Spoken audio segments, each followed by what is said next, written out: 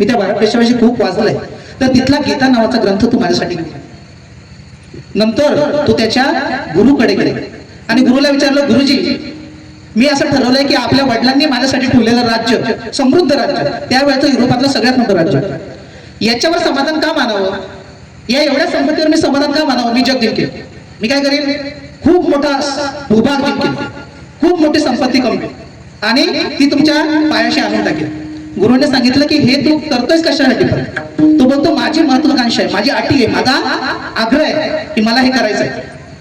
आणि मग तो सिकंदर जग जिंकण्यासाठी निघाला. गुरुने त्याला जाता जाता सांगितलं की तू जग जिंक, तू संपत्ती कमव, भरपूर लूट कर, परंतु एक काम कर, जेव्हा भारत नावाच्या देशामध्ये जाशील तेव्हा तिथे असणाऱ्या एखाद्या साधूची भेट घे. साधूची भेट, साधूची भेट, धन्य साधू भेटी.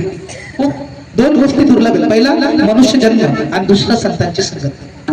दोन गोष्टी खूप दुर्लभ आहेत, पहिला मनुष्य जन्म आणि दुसरी संतांची संगत. या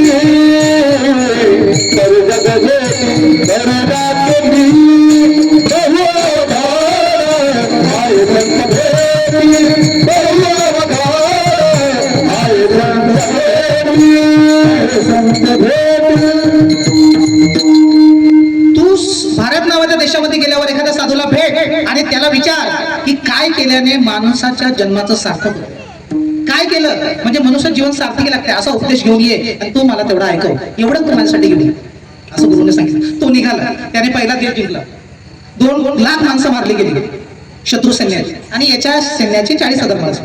दुसरा देश जिंकला, तिसरा जिंकला, चौथा जिंकला, 10वा जिंकला, 15वा जिंकला, 16वा जिंकला, 20वा जिंकला आणि 21वाही जिंकला. 21वा राजा त्याने हरवला, पुरस, जो अफगाणिस्तानच्या प्रदेशामध्ये भारताचा तो भाग होता आधी, त्या भागाचा राजा होता पुरस. त्याला त्याने पराभूत केलं आणि रात्रीच्या वेळी पराभूत केल्यानंतर तिथेही त्याची भरपूर सैन्य मारले गेले, समोरच्या पक्षाचे तर लाखोंनी मारले गेले. त्यानंतर रात्रीचे तो डायरी लिहायचा की आज मी एवढा एवढा भूभाग, किती मैलांनी, एकराने नाही, एकराने नाही, इथे एकरावाले अहंकार करतायत.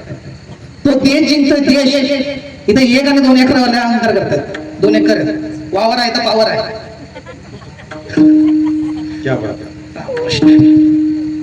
काही पावर नाही, नाम आहे तर पावर आहे.